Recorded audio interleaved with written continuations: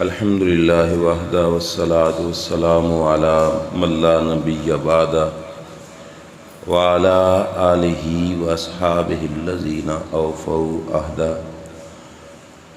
اما بعد فاعوذ باللہ من الشیطان الرجیم بسم اللہ الرحمن الرحیم یا ایہا الذین آمنوا لا تقدموا بین یدی اللہ ورسولہ صدق اللہ العظیم۔ محبت سے پڑھی الصلاۃ والسلام علیکہ یا سیدی یا رسول اللہ وعلی آلک واصحابک یا سیدی یا حبیب اللہ۔ الصلاۃ والسلام علیکہ یا سیدی یا نبی اللہ وعلی آلک واصحابک یا سیدی یا نور اللہ۔ مولاي صلی وسلم دائما ابدا علی حبیبک خیر الخلق کلہم منزہ عن شریک فی محاسنہ فجوہر الحسن فی غیر منقسم۔ یا اکرم الخلق مالی من الوذ بہ سواک عند حلول الحادث العمم۔ ولن یذیک رسول اللہ جاہ بیذ الکریم تجلی باسم منتقم۔ رب صلی وسلم دائما ابدا علی حبیبک خیر الخلق کلہم۔ اللہ جل مجدہ الکریم کی حمد و ثنا اور اس کے پیارے حبیب سید المرسلین خاتم النبیین امام الانبیاء حضرت محمد مصطفیٰ احمد مجتبیٰ صلی اللہ تعالی علیہ وآلہ وبارک وسلم کے دربار گہربار میں ہدیہ درود و سلام بصدد و احترام عرض کرنے کے بعد بانی محفل صاحبزادہ محمد محب الرسول ساکی صاحب، دیگر حاضرین و سامعین، السلام علیکم ورحمۃ اللہ وبرکاتہ۔ 12 روزہ محافل میلاد مصطفیٰ صلی اللہ علیہ وسلم میں سے آج ایک محفل میں حاضری کی ہمیں سعادت نصیب ہو رہی ہے، جو عنوان مجھے دیا گیا میلاد مصطفیٰ صلی اللہ علیہ وسلم اور عقیدہ اہل سنت۔ اللہ تعالیٰ صحیح بیان کر کے سمجھ کر عمل کی توفیق عطا فرمائے۔ محتشم سامعین، عقیدہ اہل سنت اگر ایک ایک جز پیش کی جائے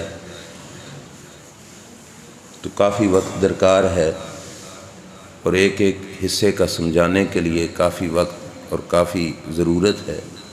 جس وقت میلاد شریف کے ساتھ عقیدہ اہل سنت کا تعلق جوڑا جاتا ہے تو اس وقت یقیناً یہ مطلب ہوتا ہے کہ سنی کا عقیدہ اللہ کے رسول کے بارے میں کیا ہے۔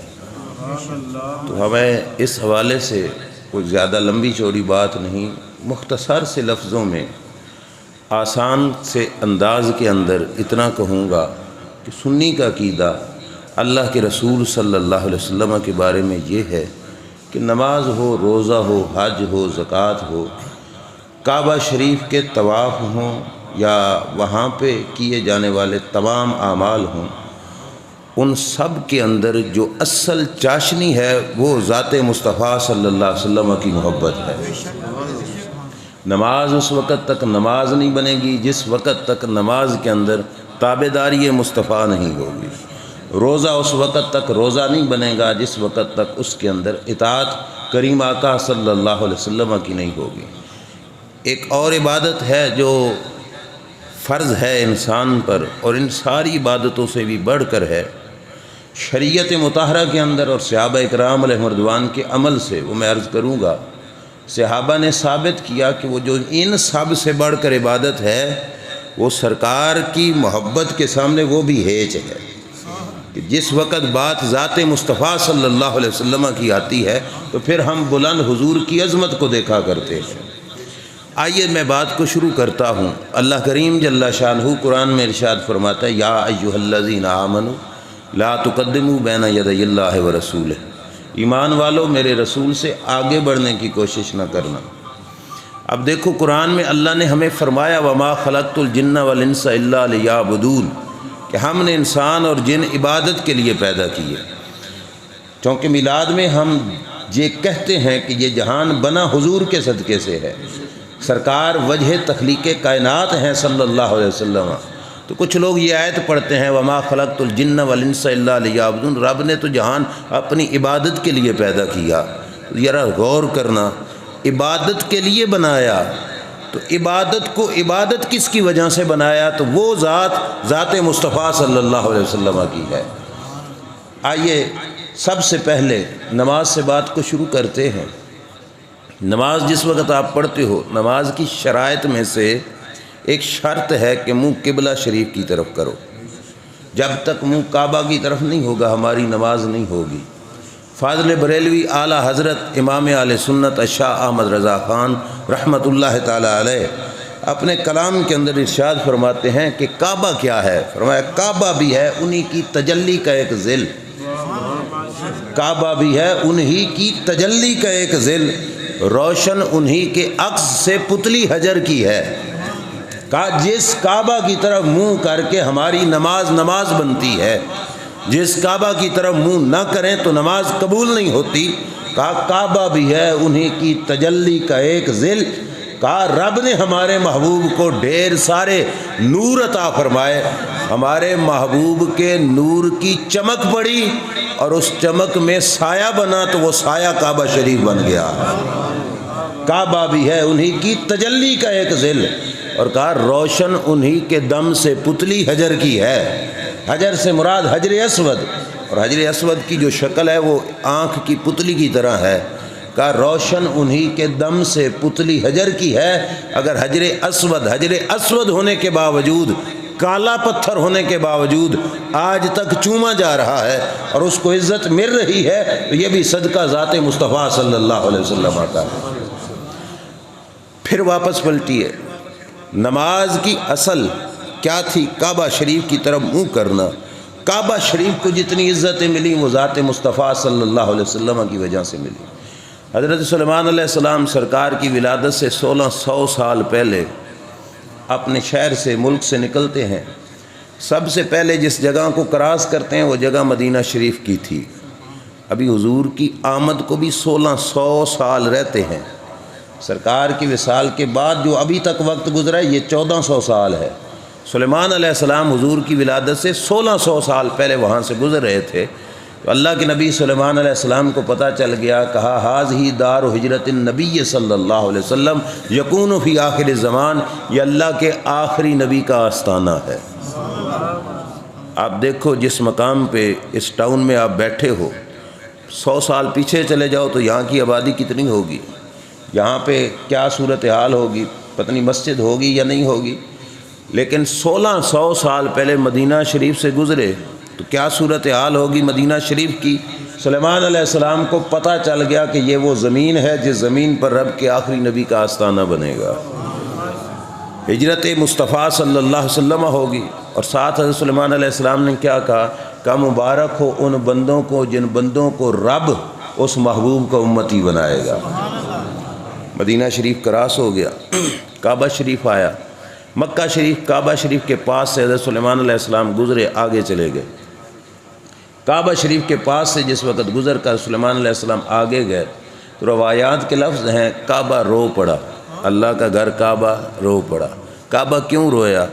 اللہ نے پوچھا نا کعبہ کیوں رویا ہے، تو کعبہ نے کہا یا اللہ یہ تیرے نبی ہیں سلیمان علیہ السلام، ان کے ساتھ تیرے خاص بندوں کی ایک جماعت تھی، میرے پاس سے گزر رہے تھے تو میرے من میں یہ تھا کہ گھر تیرا ہوں، پوجا یہاں نت بتوں کو جاتا ہے، سجدے بتوں کو کیے جاتے ہیں، تیرا نبی میرے پاس سے گزرے گا، میری زمین پہ آ کے تجھے سجدہ کرے گا تو میرا من ٹھنڈا ہو جائے گا، مگر یہ تو میرے پاس سے ویسے گزر کے چلے گئے، ان کے ساتھ جماعت تھی، ان کے صحابہ کی، ان کے ساتھیوں کی، یہ بھی گزر کے چلے گئے، تو مجھے رونا آ گیا کہ یہ یہاں پہ ٹھہرے نہیں اور انہوں نے ٹھہر کے تیری دربار میں سجدہ نہیں کیا، اس وجہ سے رو رہا ہو۔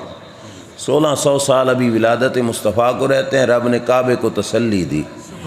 اللہ نے فرمایا کعبہ رو نہیں، لا تبکے، اے کعبہ رو نہیں، ساملوک وجوہن سجدا وعباس فیک نبی احب انبیاء الیہ، فرمایا کعبہ آج ایک سجدے کو ترستا ہے، میرا وعدہ ہے تو اسے تیری زمین میں سجدوں سے بھر دوں گا۔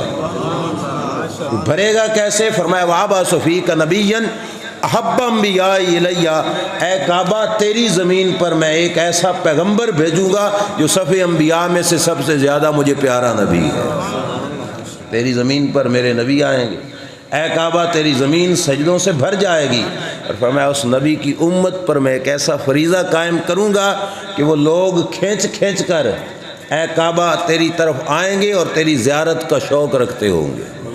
آج لاکھوں روپیہ بھر کر خون پسینے کی کمائی سے مزدور جاتا ہے، ایک جھلک کعبہ شریف کی دیکھ لے تو واپس مڑ کے آ کے یہ نہیں کہتا کہ سودا گھاٹے کا کر کے آیا ہوں، لاکھوں روپیہ لگا کر زیارت کعبے کی دیواروں کی کر کے آئے تو سمجھتا ہے میں سودا فائدے کا کر کے آیا ہوں۔ کعبے کو یہ عزت کس کے صدقے سے ملی؟ رسول اللہ صلی اللہ علیہ وسلم کی وجہ سے ملی۔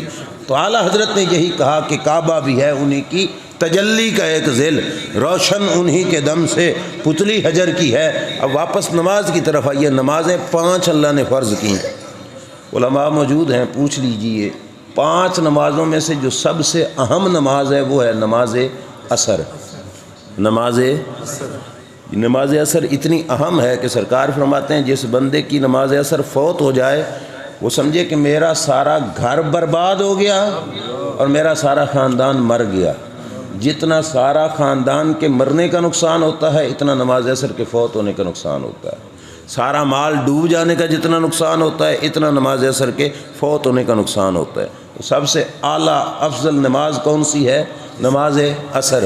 فاضل بریلوی رحمۃ اللہ علیہ فرماتے ہیں عصر کی نماز مولا علی نے واری تیری نیند پر نماز، اور وہ بھی عصر جو سب سے اعلیٰ قدر کی ہے۔ کہا صحابی رسول حضرت علی المرتضیٰ شیر خدا رضی اللہ تعالیٰ عنہ نے بتایا کہ نمازوں میں اصلیت کس چیز کی ہے؟ کہا نیند تھی رسول کریم صلی اللہ علیہ وسلم کی، گود تھی مولا علی رضی اللہ تعالیٰ عنہ کی، اور نماز تھی نماز عصر۔ نماز عصر فوت ہو رہی تھی، حضرت علی نے سرکار کو جگانا گوارا نہیں کیا۔ کیوں؟ مولا علی نے واری تیری نیند پر نماز۔ حضرت علی نے حضور کی نیند پر نماز قربان کر دی۔ کون سی؟ وہ بھی عصر جو سب سے اعلیٰ قدر کی ہے۔ جو نماز عصر سب سے زیادہ اہم تھی وہ نماز سیدنا علی المرتضیٰ رضی اللہ تعالیٰ عنہ نے سرکار کی نیند پر قربان کر کے بتا دیا کہ لوگوں عبادت بنتی ہی تب ہے جب عبادت کے اندر ذات مصطفیٰ کی محبت پیش کی جاتی ہے۔ آگے چلیے، یہ تو نماز کی بات تھی۔ میں نے کہا تھا ایک فریضہ ایسا ہے جو تمام فرضوں سے اعلیٰ ہے۔ آپ نماز پڑھ رہے ہوں، مسئلہ بھی سمجھتے جاؤ، عقیدہ بھی سمجھتے جاؤ۔ نماز پڑھ رہے ہوں، آپ کے سامنے سے سانپ آ جائے، آپ کو خطرہ محسوس ہو کہ یہ مجھے ڈس لے گا۔ شریعت کیا کہتی ہے کہ اب جان جانے کا خطرہ ہے تو نماز، بولیے نماز توڑنا جائز ہے کہ نہیں؟ بولیے۔ آپ نماز پڑھ رہے تھے، کسی شخص نے آ کے آپ پہ اسلحہ تان لیا، آپ کو خطرہ محسوس ہوا کہ میں اگر نماز پڑھتا رہوں گا تو یہ مجھے گولی لگ جائے گی۔ اب شریعت کیا کہتی ہے کہ اپنی جان بچاؤ اور نماز کو، کیوں؟ جان بچانا فرض ہے، جان بچانا فرض ہے۔ فقہ کی کتابوں میں یہاں تک بھی مسئلہ موجود ہے کہ آپ سفر پہ ہو، آپ کے پاس پانی ہے، نماز کا ٹائم ہو گیا، لیکن تمہارے پاس پانی اتنا ہے کہ سفر میں آٹا گوندھ کے نا تم نے اس سے روٹی پکانی ہے، اور ادھر سے نماز کا ٹائم ہو گیا اور تیمم وضو بھی کرنا ہے۔ اب شریعت کہتی ہے پانی کو وضو پہ نہ خرچ کرو، پانی کو بچا لو، روٹی کھاؤ تاکہ اس سے تمہاری جان بچے، اور نماز کے لیے تیمم کر کے نماز پڑھو، اللہ پھر بھی قبول فرما لے گا۔ تو سب سے بڑا فریضہ کیا ہوا؟ جان بچانا۔ کیا ہوا؟ رمضان شریف کے فرضی روزے تھے، ایک شخص نے رکھ لیا، روزے نے تنگ کیا، پیاس لگی یا بھوک لگی، جان لبوں پر آ گئی، موت بالکل سامنے نظر آنے لگ گئی۔ مفتی صاحب سے جا کے پوچھا حضور مسئلہ کیا ہے؟ جان جا رہی ہے، روزہ رکھیں کہ جان بچائیں؟ تو مفتی کیا کہے گا؟ روزہ توڑ دو، جان بچاؤ، کیونکہ جان بچانا سب سے بڑا فرض ہے۔ سمجھ آئی بات کہ نہیں آئی؟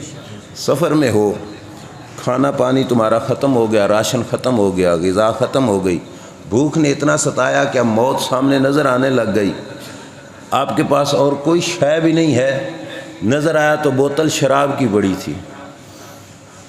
شراب حرام ہے شریعت کے اندر، حرام قطعی ہے، قرآن کی نص سے ثابت ہے شراب کی حرمت، لیکن جس وقت جان جا رہی تھی تو شریعت نے کہا اتنا پی لو جس سے جان بچتی ہے، اگرچہ حرام سرے کا ہے، لیکن اب معاملہ آ گیا جان بچانے کا، تو شراب پی لو، جان بچاؤ، تاکہ جان بچانا فرض ہے، جان بچانے والا حکم پورا کرو، شراب پلا دی شریعت نے۔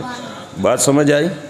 خنزیر کی بوٹیاں پڑی تھیں، سور کی بوٹیاں پڑی تھیں، جان لبوں پر آ گئی اور کوئی شے بھی نہیں ملتی، موت سامنے ہے، تو مفتی صاحب کیا فتویٰ دیں گے؟ خنزیر کھا لو، جان بچاؤ۔ میاں جان بچانی فرض ہے، سمجھ آ رہی ہے کہ نہیں؟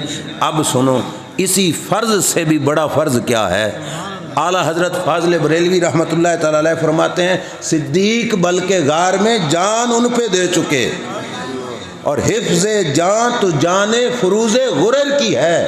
کہا سارے فرضوں سے بڑا فرض ہے جان بچانا، لیکن بات تھی سرکار کے آرام کی، اور گودی تھی صدیق اکبر رضی اللہ تعالی عنہ کی، صدیق کی گود تھی، صدیق کو جان جانے کا خدشہ تھا۔ حضرت ابوبکر صدیق نے اپنی ایڑی نہیں ہلائی، کیوں؟ کہ سرکار کی نیند میں خرابی پیدا نہ ہو۔ حضرت ابوبکر صدیق نے جان بھی ان پہ قربان کر دی، اور حفظ جان تو جان فروز غرر کی ہے۔ کہا جان بچانا سارے فرضوں کی جان تھا، لیکن صدیق اکبر نے کہا سارے فرضوں سے اوپر والا فرض بھی سرکار کی نیند پر قربان کر دیتا ہوں۔ اب صدیق اکبر نے جان واری، مولا علی نے نماز واری، اس لجپال نے کیا کیا؟ جس کی خاطر یہ سب کچھ قربانی دی، اس نے کیا کر کے دکھایا؟ اعلیٰ حضرت فرماتے ہیں ہاں تو نے ان کو جان اور انہیں پھیر دی نماز، اور وہ تو کر چکے تھے جو کرنی بشر کی ہے۔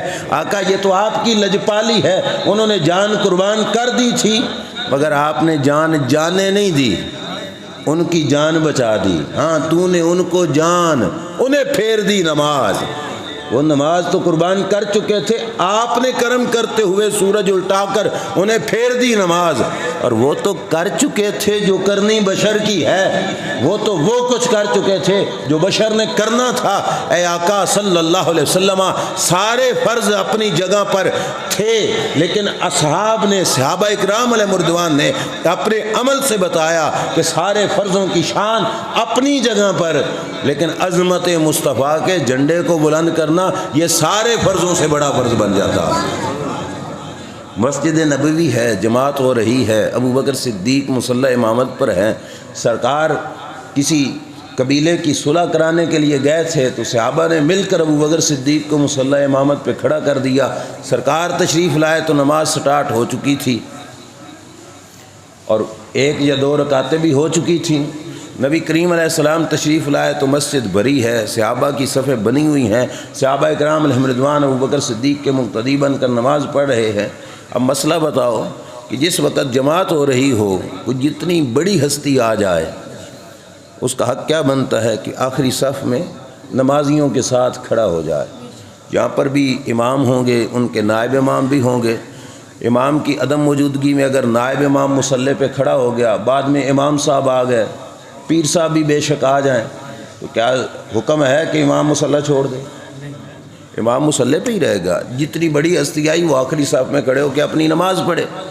سرکار تشریف لاتے ہیں آخری صف میں کھڑے ہوئے نمازیوں کے ساتھ، تو آخری صف میں کھڑے ہونے والا کوئی آپ کے ہمارے علاقے کا کوئی عام نمازی نہیں تھا، وہ صحابہ اکرام علیہم الرضوان تھے جو ہدایت کے ستارے تھے۔ جب ان کے ساتھ سرکار کھڑے ہوئے تو انہوں نے یہ گوارا نہیں کیا کہ رب کے نبی ہوں، اللہ کے محبوب ہوں، رسولوں کے سردار ہوں اور آخری صف میں کھڑے ہوں، لہذا انہوں نے کیا کیا؟ اپنا ہاتھ پہ مارنا شروع کر دیا تاکہ اگلی صف والوں کو پتہ چلے کہ رب کے محبوب آ گئے ہیں، اگلی صف میں جگہ خالی کی جائے تاکہ رب کے محبوب اگلی صف میں تشریف لے کے جائے۔ صحابہ نے ہاتھوں پہ ہاتھ مارا، اگلی صف والے متوجہ ہوئے سرکار تشریف لا چکے ہیں۔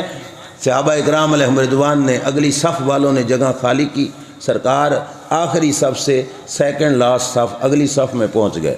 اب اگلی صف والوں نے دیکھا کہ سرکار ہمارے ساتھ کھڑے ہوئے، آگے بھی صفیں ہیں، لہذا انہوں نے سوچا کہ سرکار ادھر نہ کھڑے ہوں، یہ بھی پیچھے ہے، سرکار اس سے آگے جائیں۔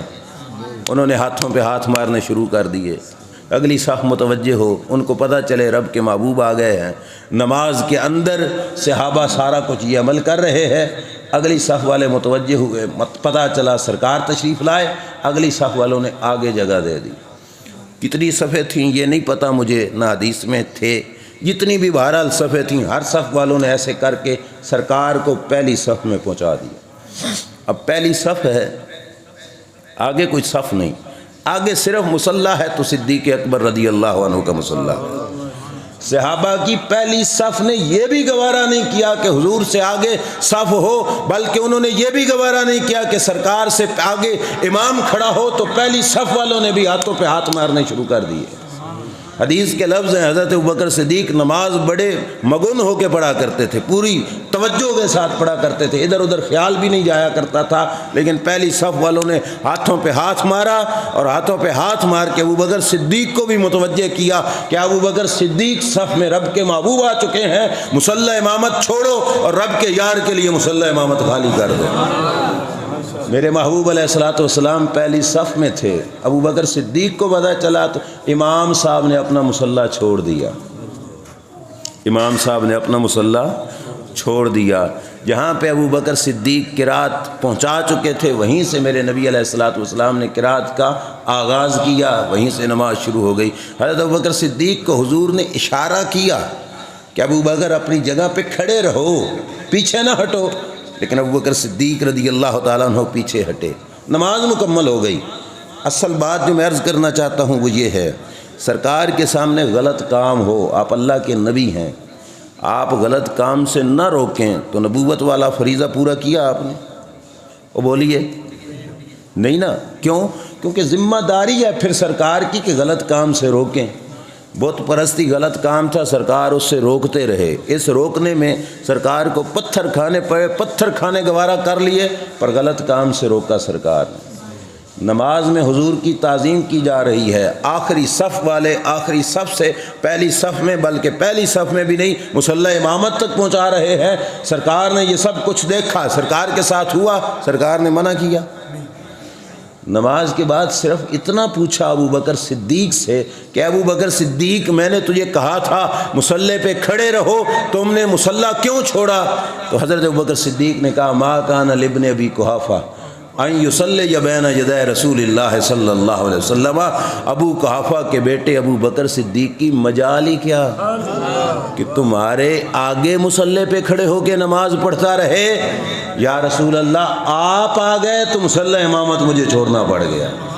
سرکار نے یہ نہیں کہا یہ شرک کیا، یہ بدعت کیا، یہ ناجائز و حرام کام کیا، اب تو کر لیا چلو توبہ کر لینا، آئندہ اس سے باز آ جانا، نہیں، بلکہ سرکار بھی اس کام پہ راضی تھے، اللہ نے جبریل بھیج کے بھی منع نہیں کیا تو اللہ بھی اس کام پہ راضی تھا۔ رب بھی جانتا ہے، رب کے محبوب بھی جانتے ہیں کہ نماز بے شک اچھی ہے، روزہ بے شک اچھا ہے، ساری عبادات اپنی جگہ پہ، لیکن تعظیم مصطفیٰ صلی اللہ علیہ وسلم ان سب سے آگے کا فرض ہے۔ علامہ اقبال نے کہا تھا مجھے کام کیا تھا رکوع سے، مجھے غرض کیا تھی سجود کی، تیرے نقش پا کی تلاش تھی جو جھکا رہا میں نماز میں، نہ نماز کے رکوع سے کام، نہ نماز کے سجدے سے کام، ہم نے رکوع بھی اس وجہ سے کیا کہ سرکار نے نماز پڑھتے ہوئے رکوع کیا تھا، ہم نے سجدہ بھی اس وجہ سے کیا کہ سرکار نے نماز پڑھتے ہوئے سجدہ کیا تھا۔ تو پتہ چلا ساری عبادتیں اپنی جگہ پہ، ساری عبادتوں کی جان ہے تو وہ غلامی مصطفیٰ صلی اللہ علیہ وسلم۔ بس ٹائم ہو گیا ہے تو میں بات کو سمیٹنے کی طرف بھی آؤں تاکہ بات کو سمیٹ کر آپ تک ایک خلاصہ پہنچا سکوں۔ تمام عبادتوں کی جان اور اصل کیا ہے؟ نبی کریم علیہ الصلوۃ والسلام کی تعظیم کرنا، حضور کی عزت کرنا۔ حضور کے صحابی ہیں، چچا زاد بھائی بھی ہیں، نام ہے عبداللہ بن عباس رضی اللہ تعالی عنہما۔ توجہ میری طرف رکھنا، عبداللہ بن عباس رضی اللہ تعالیٰ عنہ حضور کے خاندان شریف کے فرد ہیں۔ صحابہ نے نہ کی میٹنگ آپس میں کہ سرکار دن کو کیا عمل کرتے ہیں، یہ تو ہماری آنکھوں کے سامنے ہوتا ہے، رات کا عمل حضور کا کیسا ہے، سرکار کی رات کیسے گزرتی ہے، ہمیں پتہ چل جائے تاکہ اس سنت کے مطابق ہم بھی رات گزاریں۔ تو رات کا کیسے پتہ چلے؟ رات کا پتہ تب چلے گا کہ رات حضور کے پاس جا کے گزارنی پڑے گی۔ تو صحابہ نے سوچا کہ حضرت عبداللہ بن عباس حضور کے گھر کے بندے ہیں، ان کی خالہ ہیں حضرت میمونہ رضی اللہ تعالیٰ عنہ، تو ان کو بھیجا جائے کہ جب میں حضرت میمونہ کی باری ہو یہ جا کے حضور کے گھر میں رات گزاریں۔ تاکہ پتہ چلے کہ سرکار رات کو کتنی عبادت کرتے ہیں اور کیسے کرتے ہیں، تاکہ ہم بھی اسی طرح عبادت کر کے اپنے عمل کو درست کر لیں۔ توجہ رکھنا، حضرت عبداللہ بن عباس حضور کے گھر رات گزارنے کے لیے گئے۔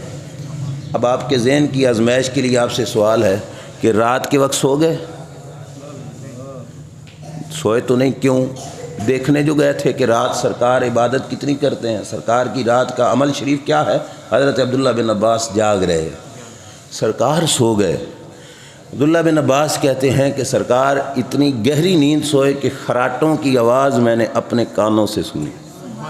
سرکار آرام فرما ہو گئے۔ تھوڑی دیر کے بعد سرکار جب تہجد کے لیے اٹھے تو حضرت عبداللہ بن عباس کہتے ہیں میں نے کہا ویسے ہی میں حضور کے گھر ہوں تو آج وضو کرانے والی خدمت میں پیش کرتا ہوں۔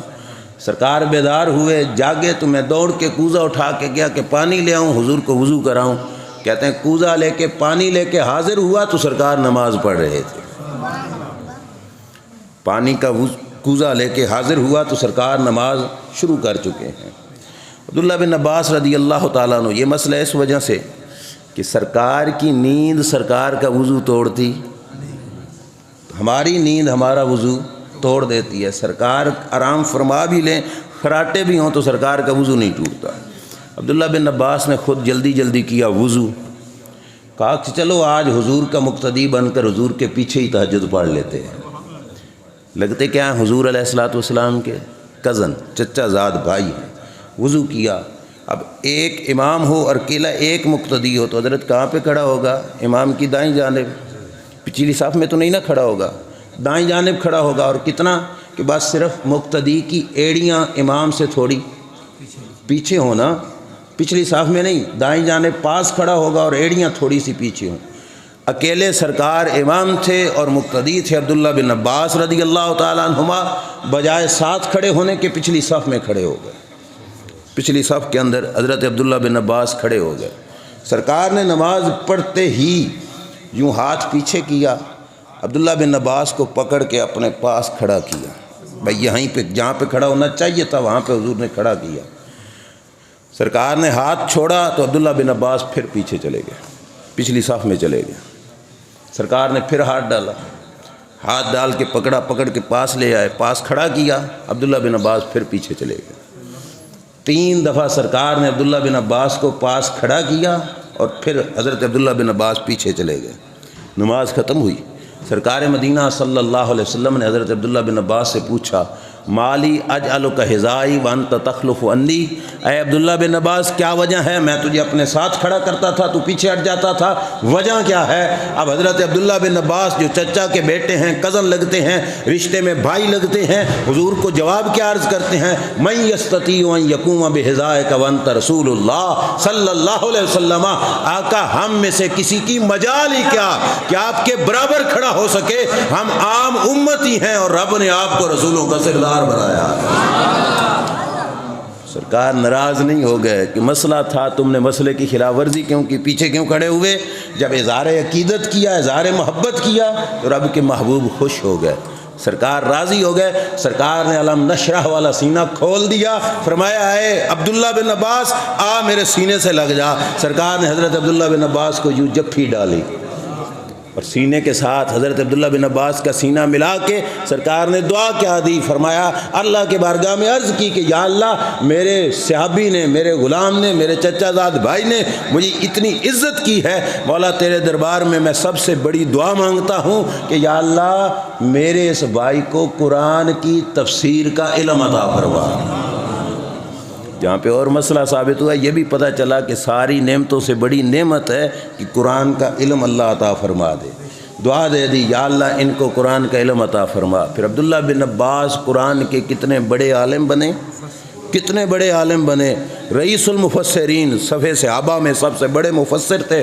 لیکن ان کی تفسیر کے علم کے حوالے سے جو بات عرض کرنا چاہتا ہوں یہ ہے کہ حضرت عبداللہ بن عباس کہا کرتے تھے لو دا علی اکال بعیر لوجدتہ فی القرآن، کہتے تھے لوگو اگر میرے اونٹ کی رسی بھی گم ہو جائے نا، میرے اونٹ کی رسی بھی گم ہو جائے تو مجھے گلی محلوں میں اعلان کرانے کی ضرورت نہیں پڑے گی، میں اللہ کا قرآن کھول لوں گا، اللہ کے قرآن سے مجھے پتہ چل جائے گا کہ میرے اونٹ کی رسی کہاں پہ موجود ہے۔ ایک قرآن کا دعویٰ ہے ولا رطب و یابس الا فی کتاب مبین، ہر خشک و تر کو رب نے کتاب مبین کے اندر بیان فرما دیا ہے۔